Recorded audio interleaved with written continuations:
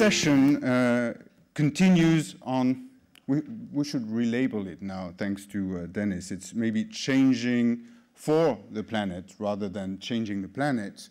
But we're continuing on this, first of all, with our keynote who has arrived and who was delayed, not because of him, but because of the flights. And then continuing on how can we co-produce, share environmental consciousness. But first of all, I'd like us to welcome, and I'm very proud to have him here, and I'm very grateful for him, somebody who is an inspirator, a kind of researcher, an entrepreneur, or somebody who helps people come with entrepreneurial ideas that are sustainable, but I think a little more than that.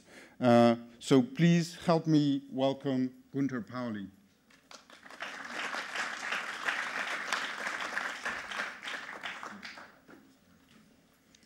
Alors, pour le dire en français, je suis plutôt un emmerdeur. Hein.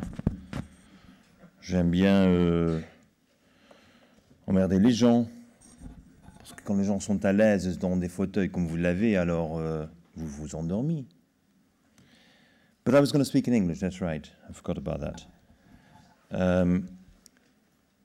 I had a pretty long journey to get here today. And I decided to just add a little picture of what I was looking at just 2 days ago when I was leaving. I have a base in California, but 3 times a year I retire on a self-sufficient farm in Colombia. My wife is Colombian. I'm not a drug dealer. So my wife is Colombian, and I've been working in Colombia for many years, and you'll see some of my projects there. And the beauty is when I wake up in the morning, that's my view. I have a view of the 3 nevados, the 3 snow-covered volcanoes. And we live off the farm. We have our own water that has been regenerated thanks to the planting of bamboo. We have our own fruits and veggies. And yes, I am a gluten-free and lacto-free dieter, so it's much easier if you would like to have something else. Then it's a little bit more difficult. We do eat our own chickens, though, that we farm. But the only food that the chickens really get are the plantains and the bananas. I think it's very important that we can, part of our busy lives, and particularly if you're living a good, how I would say about 3-4 months a year in the United States, you have to go and live on a farm again to just get in touch with reality. Because if you live in California, you're not in touch with reality. You're in touch with dreams. Now, that's my dream house. I designed this house. It's completely made out of bamboo and baireke, and it's a fully self-organizing climatological house. I'm not going to go into much of details, but I am, strangely enough, I'm a professor in architecture and system design at the Politecnico di Torino. I'm no architect whatsoever. I do designs. And what we always try to do is really have beauty and comfort at the center, and at the same time secure that we can integrate the most functional components of what you have locally available. And of course, when you're in Colombia and the coffee region, then it is the guadua angustifolia, it's the bamboo. It's a marvelous material. So I left there 2 days ago and arrived here this morning. I'm not going through the details what all happened during this trip, because then my time would be up by the time I finished telling you the incredible stories that happened. But it's, I didn't know traveling in Europe could still be so difficult. Let's start with some very blunt statements. You know this, if you give a man a fish, he will not be hungry for the day. If you teach him how to fish,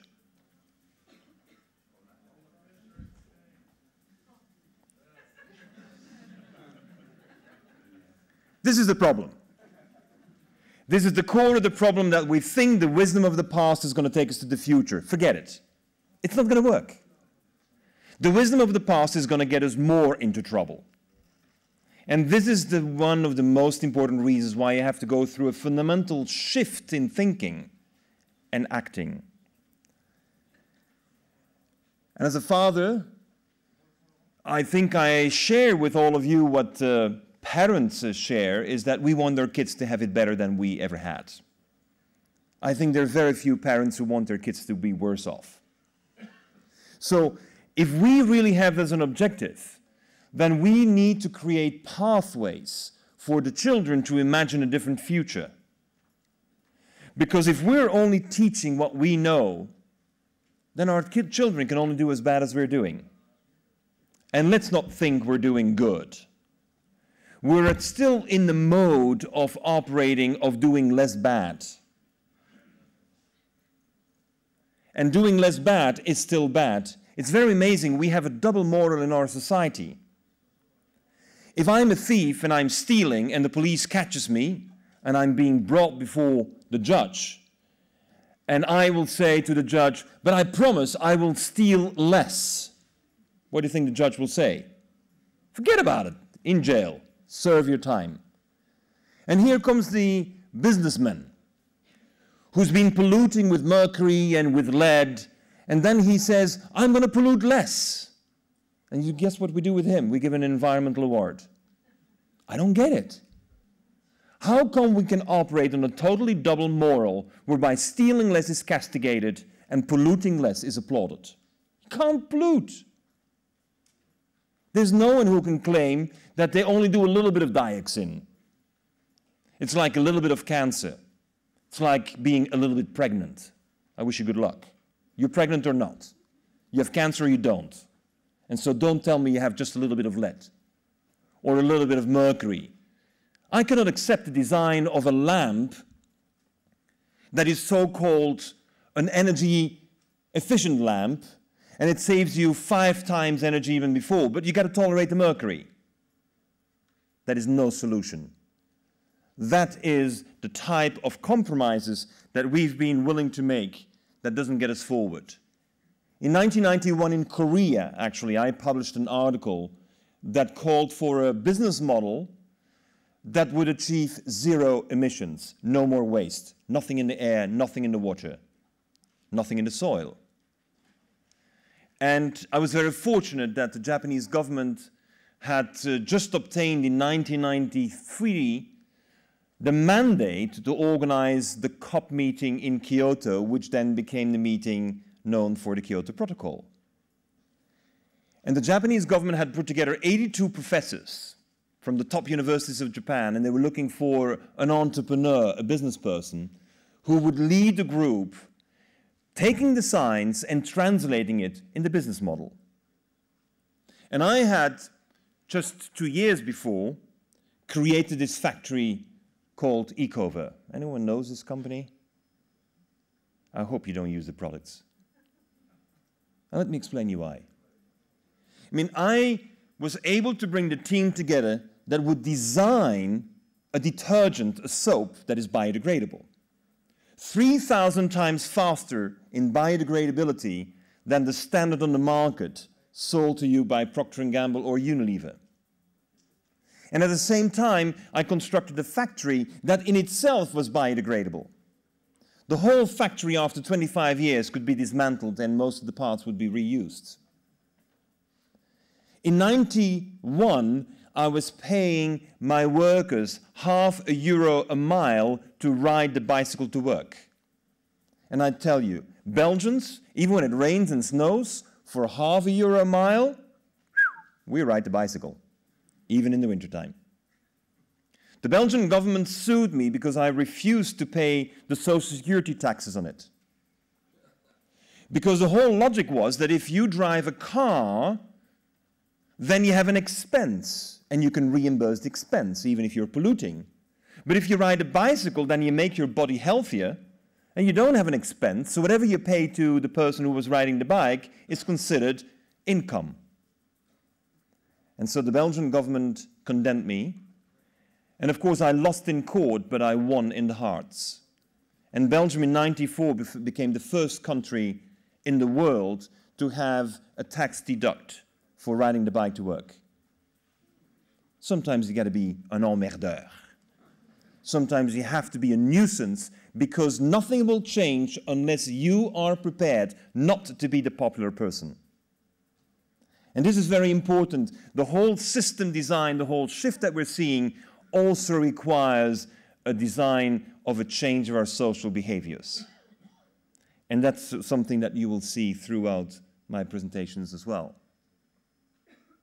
Now, that factory got the awards you can imagine. We were featured on CNN Primetime News.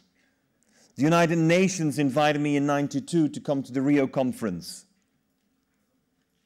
And then I realized in the fall of '93 that I, this ecological entrepreneur, was responsible for the destruction of the rainforest. I was responsible for the destruction of the habitat of the orangutan, because I was using palm oil as a raw material. And the demand for palm oil increased so much that Indonesia decided to log 800,000 hectares of rainforest, including the habitat of the orangutan. And it's then I realized that biodegradability has nothing to see with sustainability. And that's the reason why I accepted the challenge of the Japanese government to help design that business model that allows us to think completely different. And one of the symbols of my work of design was this collaborative effort with Simón Vélez, the Colombian bamboo architect, to create the biggest bamboo structure ever made in history, 4,500 guaduas, combined together in a building that dances with the rhythm of the earth. It's not earthquake resistant. You can't be resistant to an earthquake. You have to dance with the earthquake. And you have to have the flexibility to do it. This building was not only beautiful, it was showing to the extremes what kind of a vegetable steel bamboo really is. And in the year 2000, at the World Expo in Hanover in Germany, we became the most popular pavilion with 6.4 million visitors in 5 months' time. But I needed to produce about 10,000 pages of scientific evidence that this bamboo is indeed a vegetable steel. Because don't think the German's going to prove and give you a building permit because it's beautiful. You can get away with the Italians perhaps, but not with the Germans. The beauty of it was that when the Germans finally gave the building permit after I constructed 2 of those and they had their tests done in it, then the Germans realized that this is vegetable steel, and all the workers, the 41 Colombian workers who could hardly read and write, they were now the artists of something which is called in German ein Meisterstück. And when you have ein Meisterstück, then you have Meister. So the masterpiece had its masters, and the 41 Colombians went back home with a master diploma. Germans are logic. Sometimes difficult logic, but logic indeed. It is very important that we look at how we can change the behavior of people.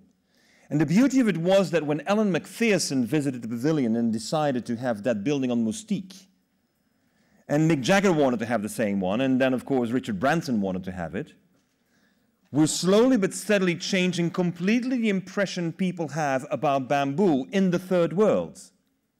Because 1 billion people in the world depend on bamboo for their housing. And everyone who lives in a bamboo house thinks the bamboo is the symbol of their poverty. Until they saw the picture of Ellen McPherson. We have to use communication techniques. We have to use the celebrities. We have to do whatever we can to come to a change in behavior. Because if the 1 billion people who today live in bamboo are going to shift to cement, our climate change problems will be uncontrollable. So I wanted to design a competitive business model. I've never worked for anyone in my life. I had my company already when I was at university. I set up 10 companies and 2 went bankrupt. I'm doing okay. But the key is that I've always wanted to compete like David competes against Goliath. Who won? Well, David won. We know that. But the competitive business model that I was looking for is a model that looks at sustainability as the capacity to respond to the needs of all with what we have. And that's the way how natural systems operate. It only works when it's locally available. There may be a migratory bird passing by and leave some droppings, but overall, every natural system works with what is locally available. Unfortunately, we had an economy for about 20 years that was working with everything that didn't even exist. With a financial system that was purely imaginary. And so the question is, what did that system produce? Well, that system produced an awful lot of waste and unemployment. Can you imagine Spain, 24% unemployment? Can you imagine California, 14% unemployment? 14? The credit rating of California is the worst of the whole of the United States. The worst. And Mr. Schwarzenegger had to cut the budget, including 225,000 children's medical aid, cut by the government, where the most rich people in the world are living. It's insane. Now, it does produce also massive amounts of waste. The total budget that the American government, under the leadership of President Obama, has put together in order to relaunch the world economy is less than the amount of money that is drained out of the American economy every year in order to take care of waste. $1 trillion. Can you imagine? What kind of discrepancies are that? What kind of a stupidity do we tolerate and we don't want to see it? Because the total of municipal, industrial, mining, agricultural, medicinal, construction waste is $1 trillion a year. Don't tell me there's no cash in the economy. There is a lot of cash in the economy. We just put it in the wrong place. And we don't want to see it. And in order not to see it, we convert the landfills to incinerators. And then we claim we're recovering energy. Stealing less is still stealing. So what do we have? The first thing we have is a lot of basic needs for water, for food, for energy, for shelter, for health, jobs, and ethics that we have. And it's very important that we realize that every single one of these points, according to the management guru Peter Drucker, is a business opportunity in waiting for an entrepreneur. My main work is to stimulate entrepreneurship. I'm not talking to presidents. I've met over 100 heads of state in my life, and I know that every single debate is useless. The poor person can do much. We, all of us together, we can do an awful lot. And what we have is a lot of science. There's a lot of physics, chemistry, biology, nonlinear mathematics, economics, system design. There's a lot of it available. And the problem is that we are not connecting the science to the basic needs. We're connecting the science to illusions. And I'm not saying that is wrong, but if you only do that and not do the connection to the basic needs, then you're having a society that will not be able to respond to what everyone needs, as is the case today. When I'm looking at this beautiful Foz do Iguaçu waterfalls in Brazil, then I realize that no one is unemployed. Everyone has a job. Everyone is working. There is no special room for handicapped people, and elderly people not put in a home either. And if you're sick, you're still contributing. Everyone contributes to the best of their abilities, all the time, 24 hours a day. I like that. Because I think everyone in the room would like to feel useful, contributing, being part of, doing the best they can, under the circumstances that they are. And what is even more interesting is that there is no waste. The birds' droppings in that tree are converted into wonderful nourishment for the algae. And not one dropping will get lost, especially when it's so nicely placed in water. That's why I say natural systems are my inspiration.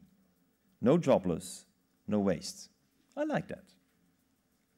I'm trained as an economist. I have my MBA from INSEAD in Fontainebleau. As you can imagine, they never invited me back after I graduated. Because when I was speaking for 500 professors in business management 2 weeks ago in Cleveland, Ohio, one of the professors asked me, and all these great things that you're putting forward, why isn't it happening? Why isn't more of that? And you'll see 5 cases soon. I said, because you train the MBAs. And the way you train them, it's impossible to do it. What do we need? We need a sustainable society. In order to have a sustainable society, we must first think positive. You have to convert that negativism in your body, that stress that you sense, into positive energy. Do your meditation, do your chakras, do whatever you want to do, but think positive. Second, you are always considering that what you know today is temporarily true. And you always have the right to say, I was wrong. This is amazing. We're expecting people to have the same truth for the rest of their lives. Everything around us changes except what we know? No. We have to engage in very creative learning all the time and make it happen. I am, according to my wife, a pathological entrepreneur. I gotta do things. I can't stand things that are not being done. And I think that sense of urgency is a sense of urgency that a mother in a favela in Brazil has when she cannot get the food for her baby. That's the sense of urgency we have to have. Nothing less. That doesn't mean we can't plan 10 and 20 years in ahead. I'll give you cases of how we do that as well. But the most important is we have to have the sense of urgency. We have to have impatience. How can you expect patience from someone who can't feed their children? It's impossible. All of that requires massive innovation and a new business model.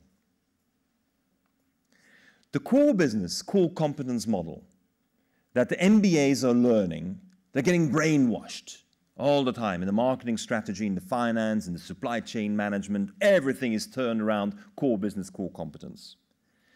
Has embraced sustainability, but in a model that is not working.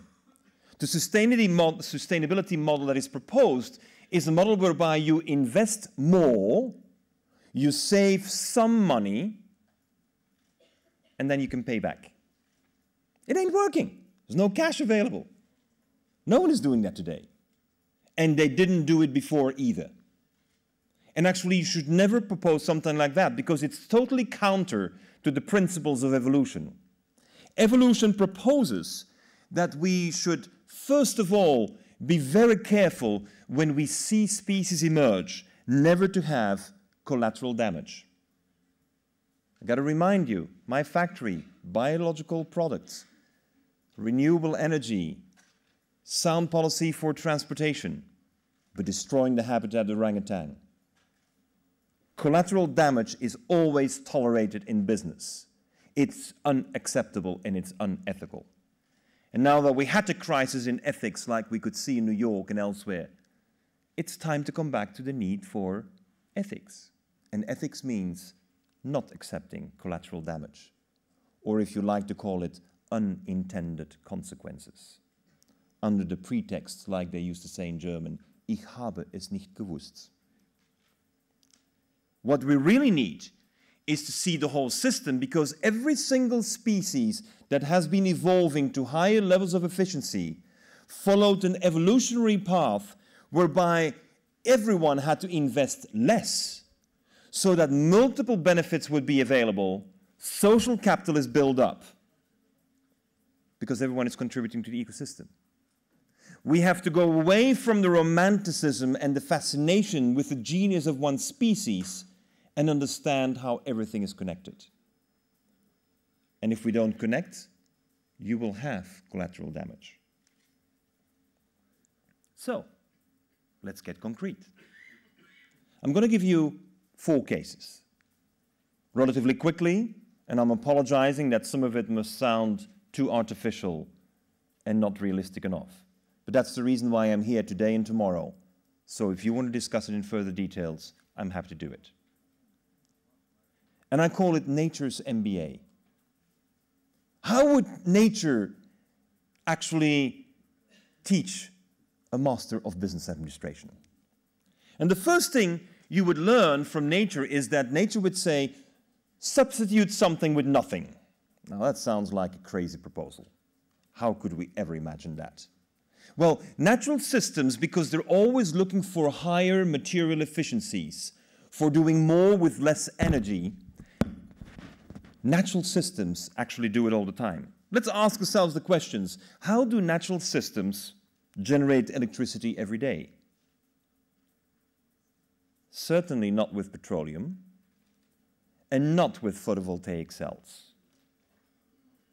Actually, not even the sun is the most important source. We think it's the sun, but this is a temporary truth. The biggest force that actually we're all subjected to is the force of gravity. And may I submit to you in a very short argument that it works 24 hours a day, the sun half of the time. Gravity is the greatest force.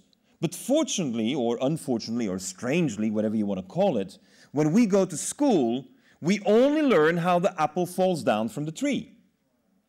No one teaches us how the apple got up in the tree in the first place.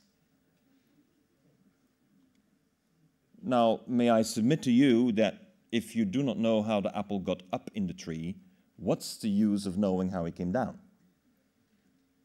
How does the water get into the coconut? Have you ever asked yourself, when you go on your Club Med holidays, and you're looking at these beautiful coconuts, and they're full of water, and how does a little kid know that it's full of water? We are not prepared to see the system. We're trained and drilled to give the same answer, which has been considered the truth now ever since Isaac Newton wrote it down. I'm not saying Isaac Newton is wrong. The truth is getting more and more complete. It's very clear that natural systems in generating electricity will use a lot of biochemistry, but will never use batteries or wires. And I was interested walking around that everything up there in the exhibition hall depended on either batteries and wires connected to the wall. Well, I'm proposing to you that you should have a look at the whale. This is the whale of the island of Gorgonzola in Colombia.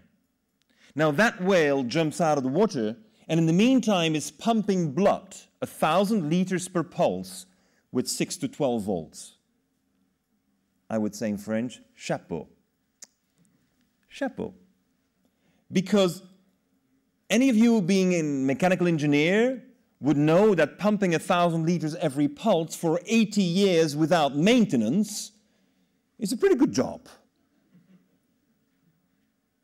And mind you, there is not one wire and not one battery involved, and there is no connection to the socket. So how in the hell is it doing it? Well, I'm leaving that to the side, but what we have learned, though, is that the whale has solved the problem of conductivity. It's not electric generation that is the issue, it is conductivity, because the whale used to be a dog.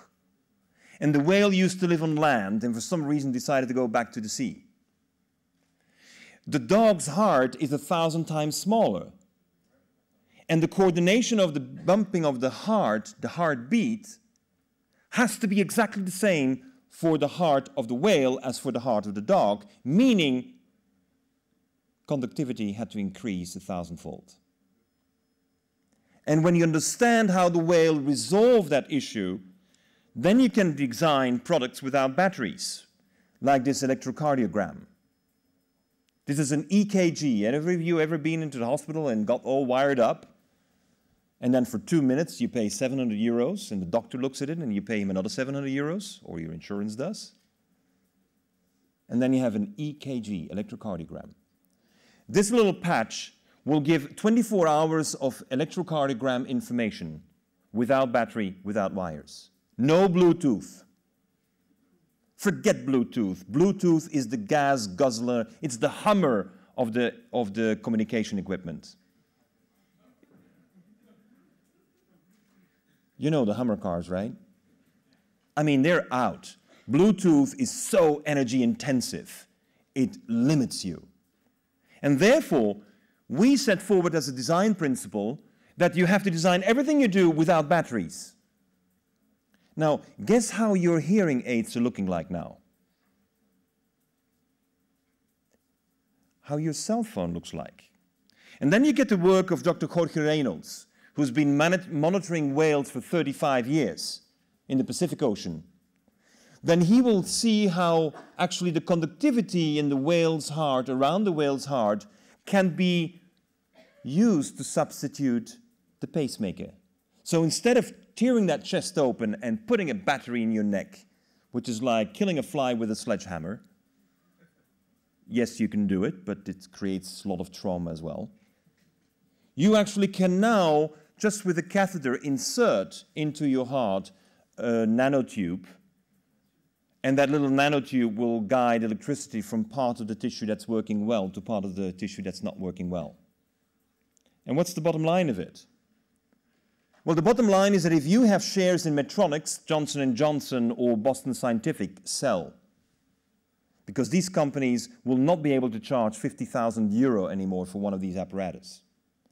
Because this replacement of the technology without the battery and without that big wire system is only going to cost 500 euros.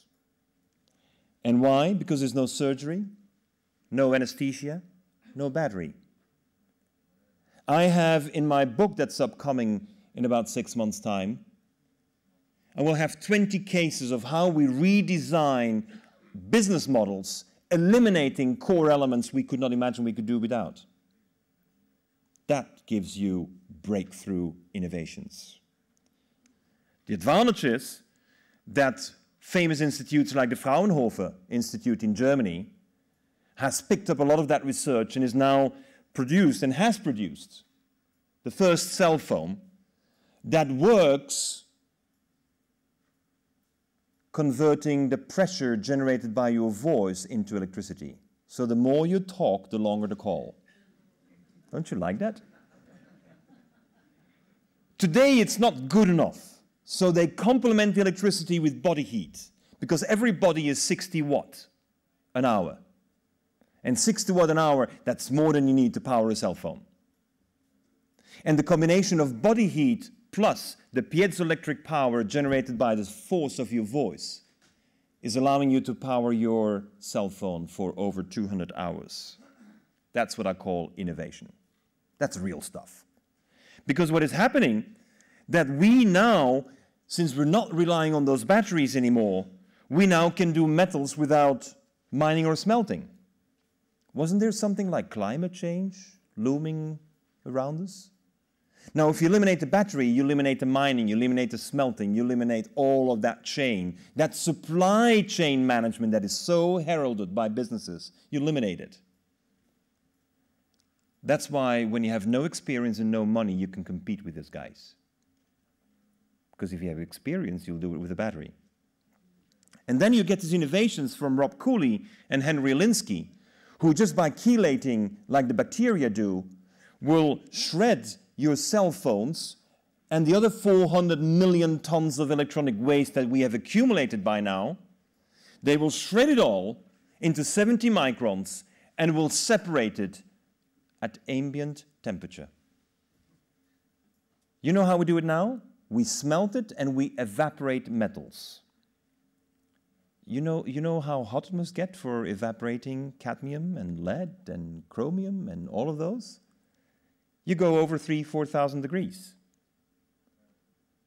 So what we're realizing is that we have a system that is totally unsustainable because we thought we have to design everything with a battery and a wire. And you take the wire and the battery out and the whole thing changes. That is redesign. So we started with the question, how does nature generate electricity? And we got answers that says we can respond to the basic needs without any batteries, but without any mining. Because whatever we need in metals, we can recover from the 400 million tons of waste that we have happily accumulated over all these decades. Some of it standing behind me.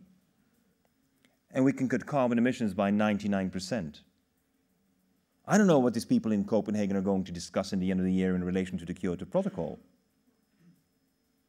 If we can cut it by 99%, why do we need cap and trade? It's because we accept the inefficiencies of the system that we need cap and trade.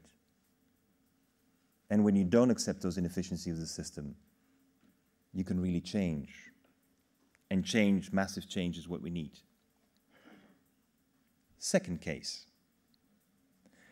Nature will always propose to the MBAs that you have to evolve like an ecosystem. What does it mean? Well, let's ask ourselves the question, how do natural systems produce polymers, or you call it plastics? Well, they definitely do not use petroleum, and cornstarch is not on the menu either. Polymers are made from amino acids, and the bees, the ants, the spiders, they know how to do that. They've been doing it for about 70 to 80 million years, so they have a little bit of experience.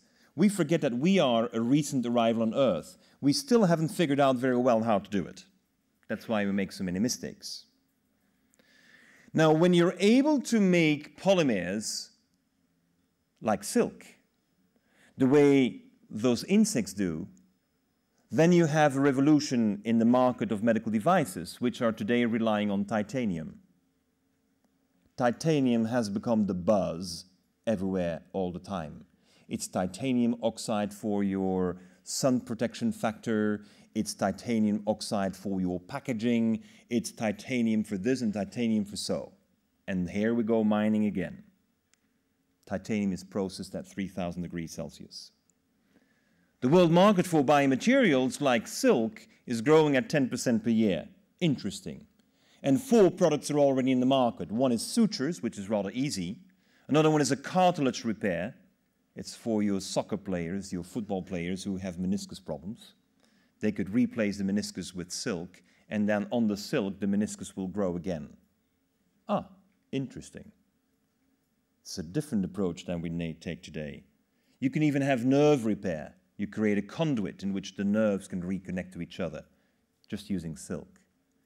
Fascinating new approach. We can use silk as well to make electricity, but that gets me off track. The core is that we're having a production system called the mulberry tree and the silkworm.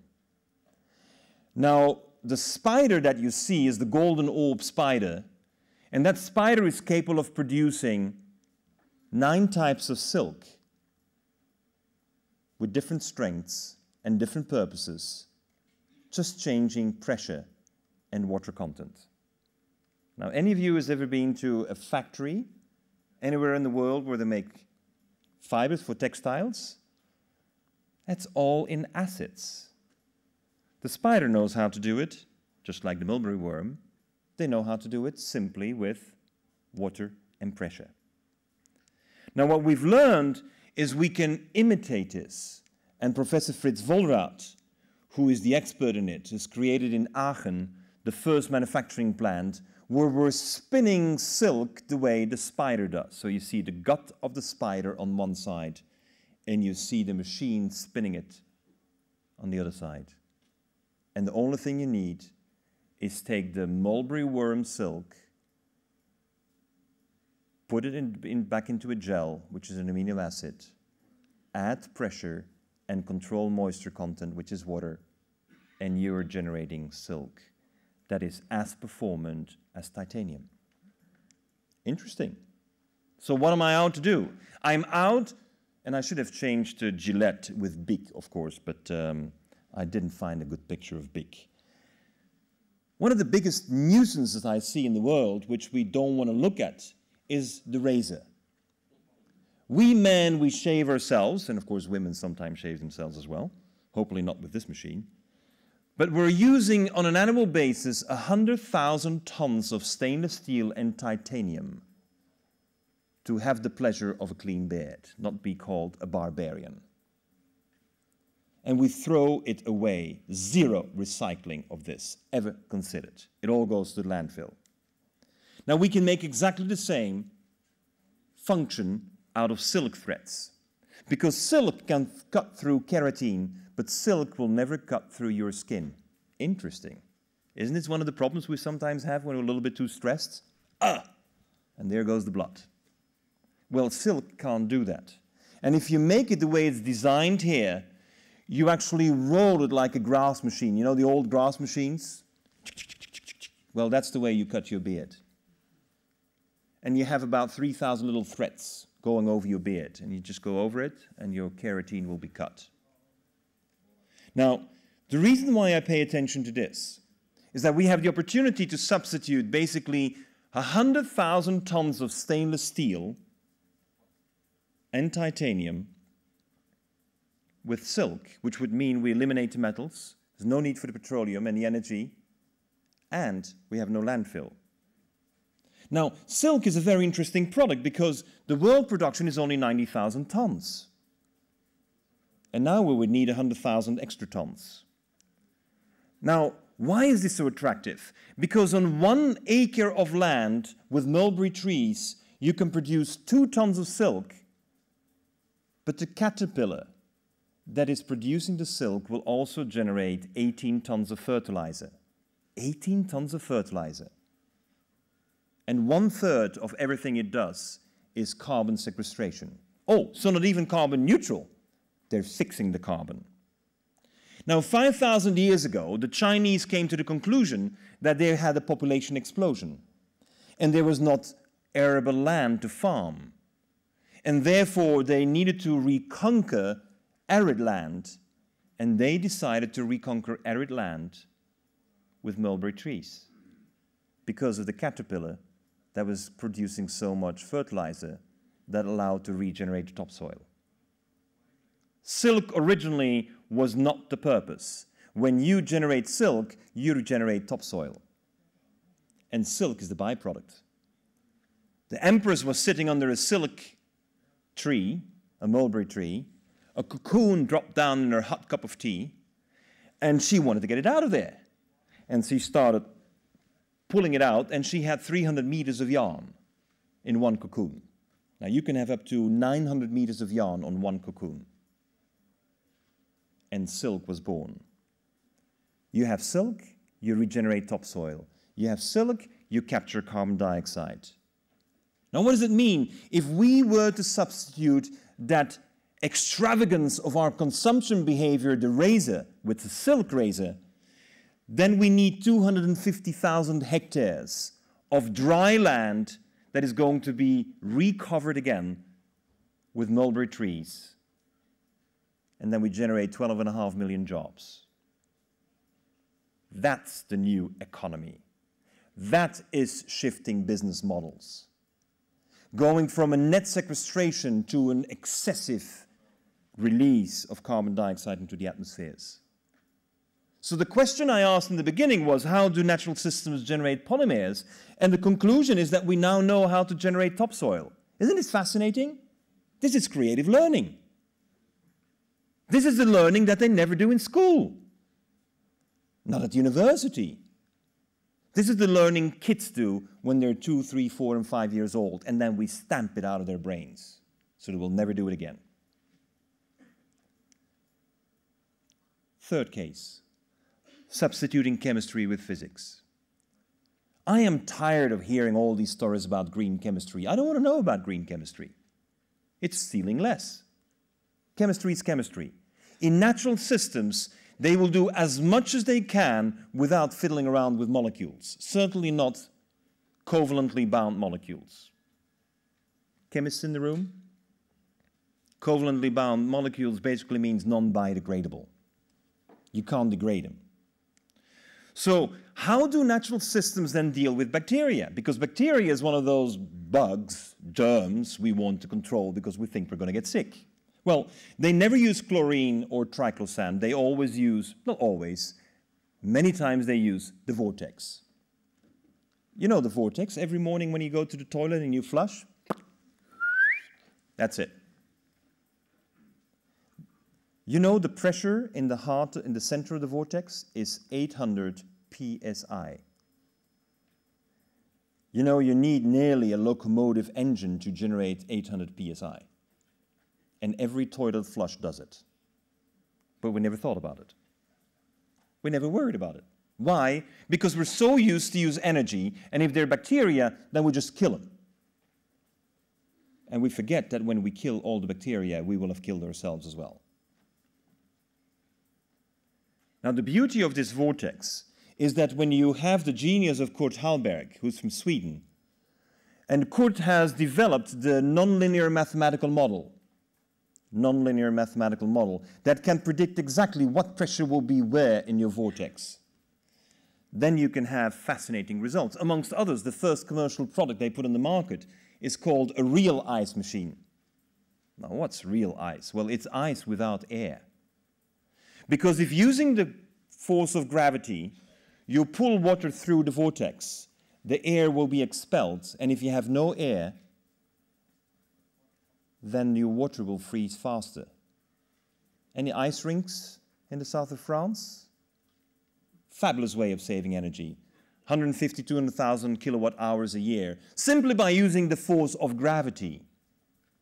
Now, the beauty of it is, when you have no air, there will be no bacteria. No salmonella, no E. coli, no legionella, no staphylococcus, no streptococcus. None of those buggers will exist if you have no air in the water. If there's no air, then there will be no corrosion. You will have no biofilm on your reverse osmosis systems.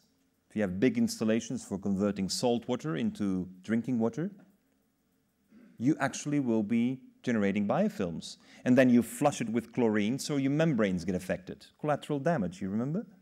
We always have unintended consequences in order to do our business. I've been told to cut short. It's a bit difficult when you've flown for so long, and so I have only 1.5 Ks to go, okay? Go faster, okay, go faster.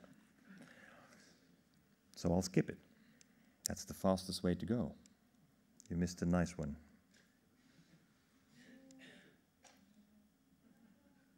Sorry about that. So, the bundle of technologies.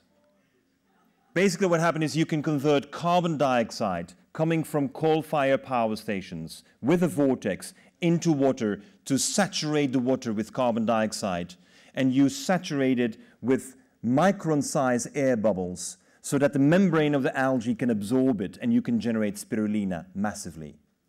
We have the biggest spirulina farms in the world are parts of our project in the south of Brazil.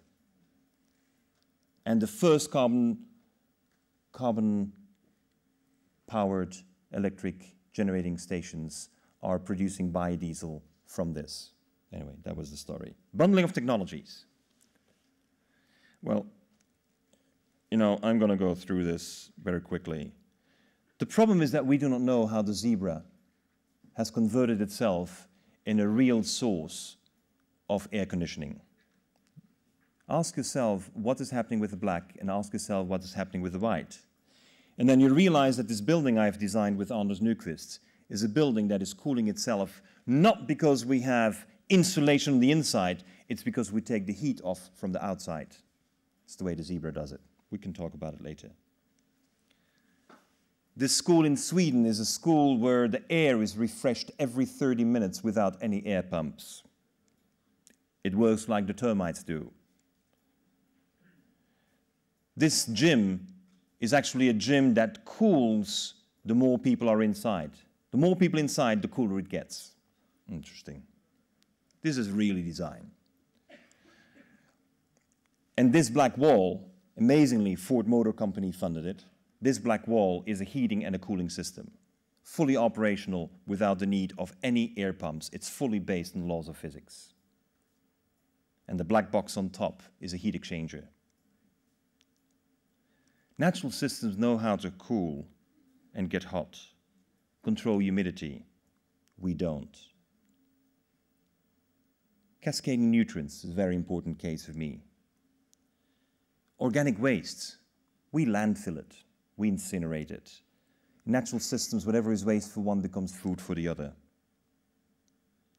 belonging to another kingdom.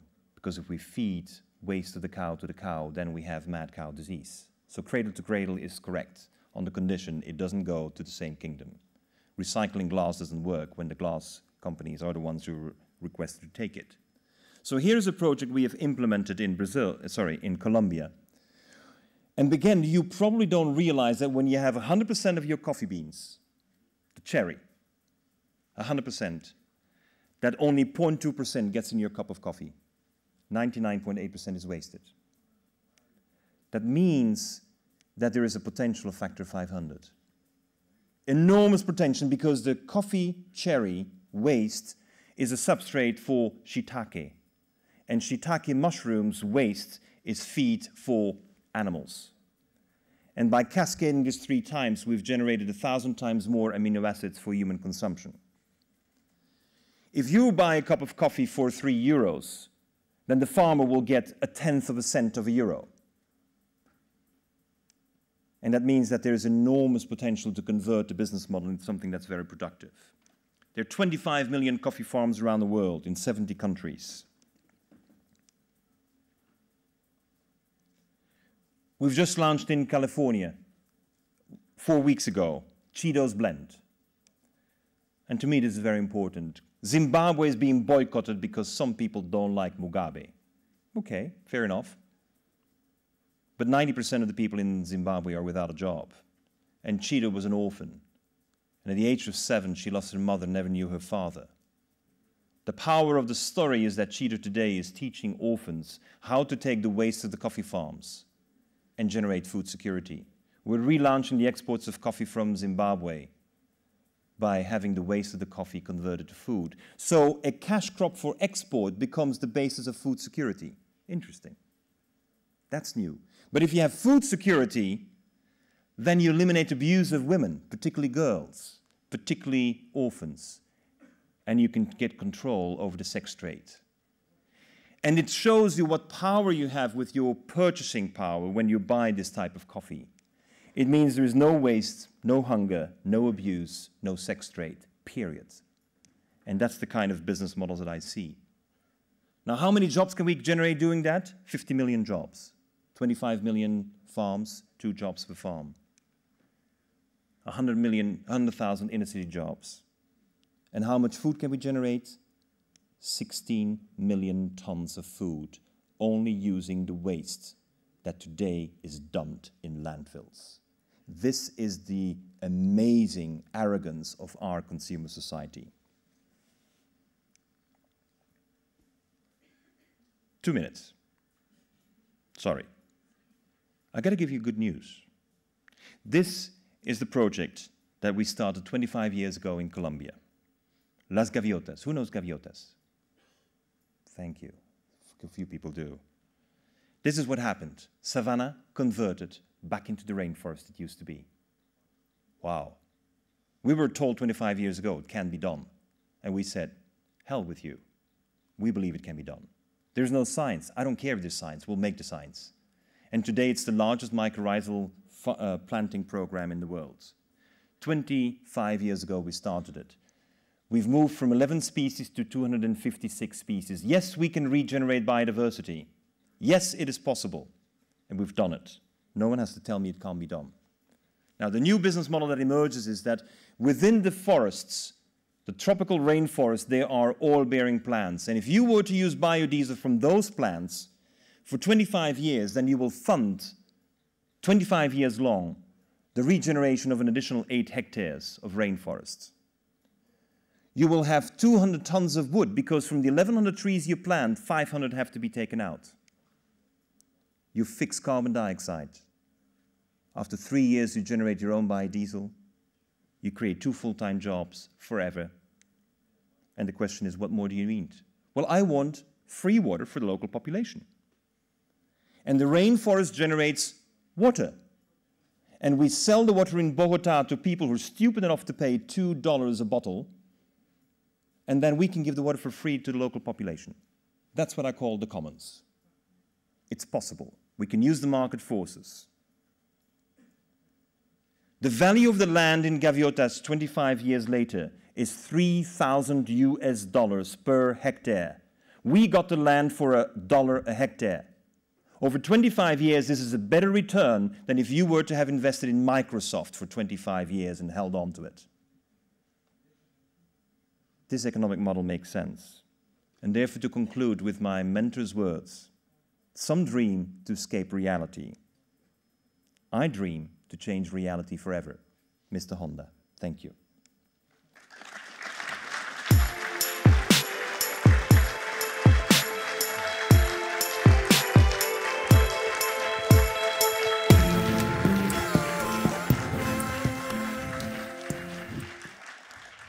Thank you.